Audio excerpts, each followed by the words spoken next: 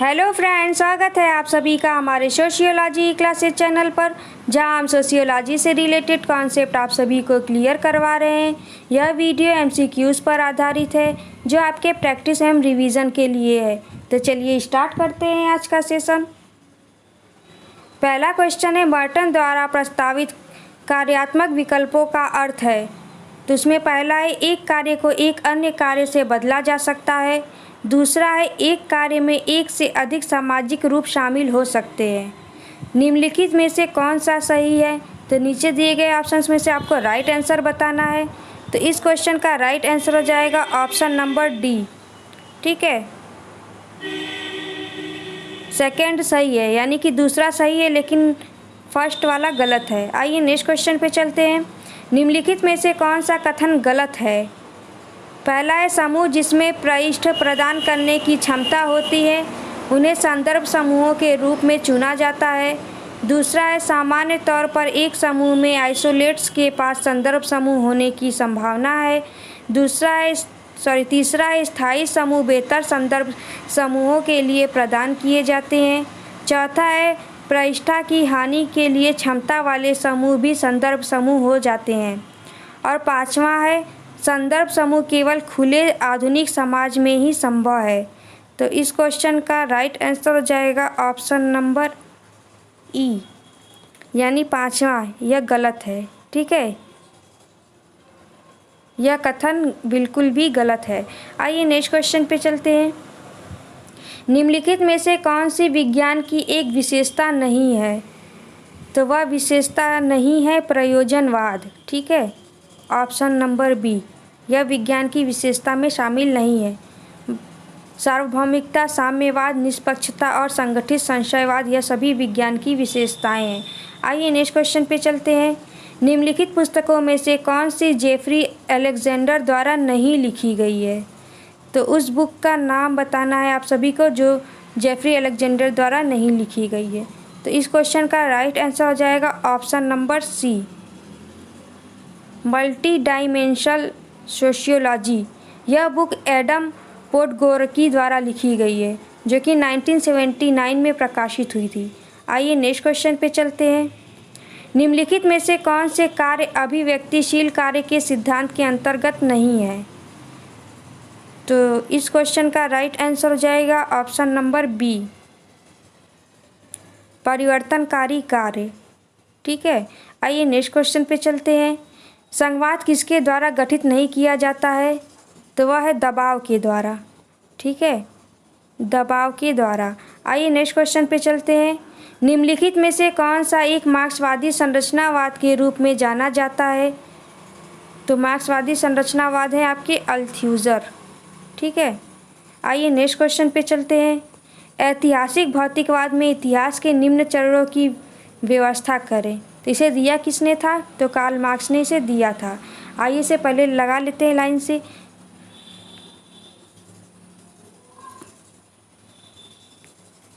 सबसे पहले आपका हो जाएगा आदिम साम्यवाद। सबसे पहले नंबर पे आएगा आदिम साम्यवाद। दूसरे पर हो जाएगा दासत्व। ठीक है, तीसरे पे आपका हो जाएगा सामंतवाद। चौथे पे पूंजीवाद और लास्ट में आपका साम्यवाद। ठीक है, इस तरह से ऑप्शन नंबर ए आपका राइट आंसर हो जाएगा। ठीक है, 1, 4, 5, 2 और 3। ठीक है, आइए नेक्स्ट क्वेश्चन पे चलते हैं। निम्नलिखित में से कौन सा अधिशेष मूल्य के सिद्धांत के बारे में सही नहीं है? अधिशेष मूल्य यानी सरप्लस वैल्यू से दिया था कार्ल मार्क्स ने, इसे भी ध्यान में रखिएगा। तो इस क्वेश्चन का राइट आंसर हो जाएगा ऑप्शन नंबर बी, यह उपयोग मूल्य से अधिक और ऊपरी मूल्य है। तो यह गलत है। ठीक है, यह सिद्धांत के बारे में सही नहीं है। आइए नेक्स्ट क्वेश्चन पे चलते हैं। पृथक्करण का मार्क्सवादी सिद्धांत की चर्चा उसके कौन से प्रकाशन में की गई? तो इस क्वेश्चन का राइट आंसर हो जाएगा option number C, economic and philosophical manuscripts.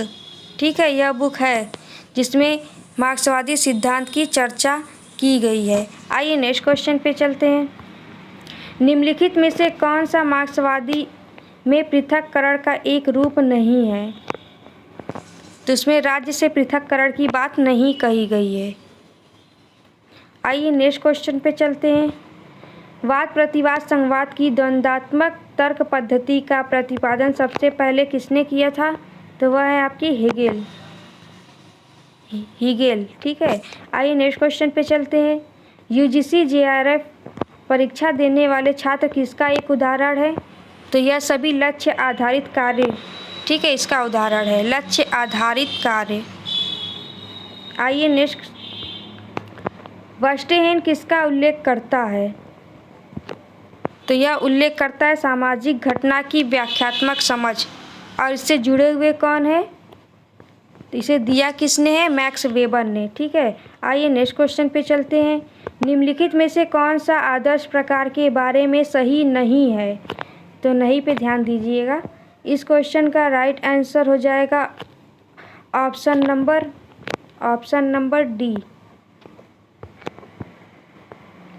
यह एक आदर्श रूप में नैतिक रूप से सही है। तो यह आदर्श प्रकार के बारे में सही नहीं है। इसे दिया किसने था? इसे भी मैक्स वेबर ने ही दिया था। आइए नेक्स्ट क्वेश्चन पे चलते हैं। पेरेटो के अनुसार तार्किक कार्रवाई क्या है?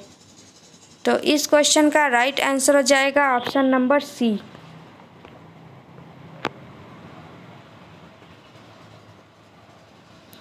व्यक्तिनिष्ठ और वस्तुनिष्ठ वाले कार्यों का अर्थ होता है अंतिम संबंध जो मेल खाता है।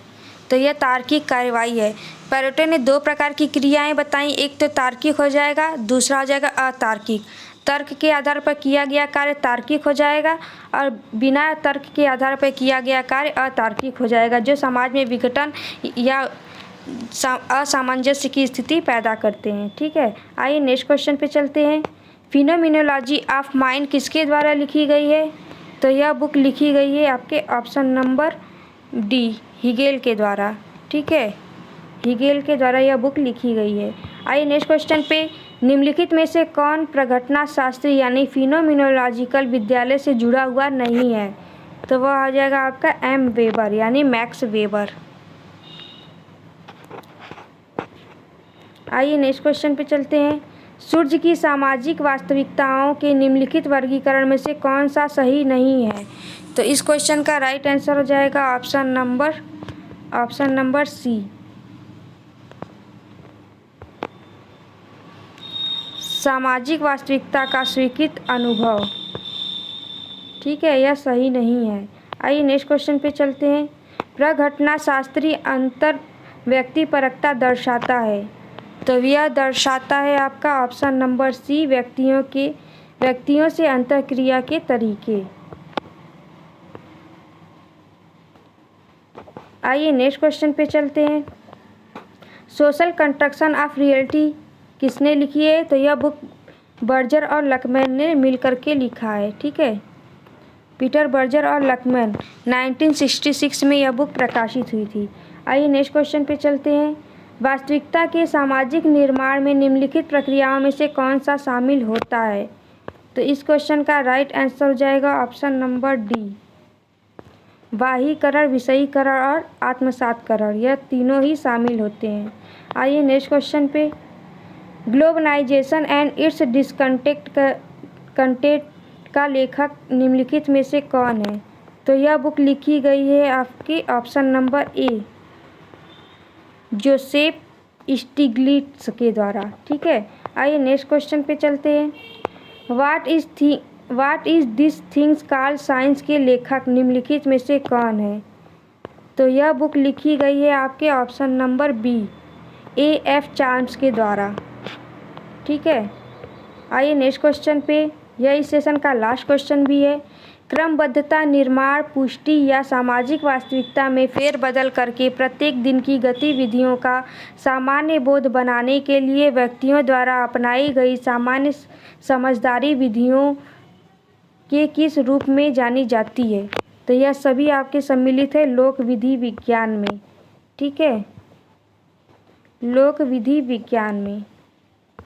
तो आज की वीडियो आप सभी को कैसी लगी वीडियो अच्छी लगी है तो इसे लाइक करिए, चैनल को सब्सक्राइब करिए, साथ ही बेल आइकन को प्रेस कर दीजिए ताकि हमारी आने वाली वीडियोस की नोटिफिकेशन आप सभी को मिलती रहे। यदि आप चाहते हैं कि आपका प्रिपरेशन और प्रैक्टिस और भी मजबूत हो तो आप सभी हमारे टेलीग्राम चैनल और ग्रुप से जुड़िए, जहां पे डेली क्विज कराई जाती है, यह आपके प्रैक्टिस के लिए है। ठीक है, तो आप लोग डिस्क्रिप्शन बॉक्स में इसका लिंक दिया हुआ है, वहां से जाकर के टेलीग्राम चैनल को ज्वाइन कीजिए। Thank you so much.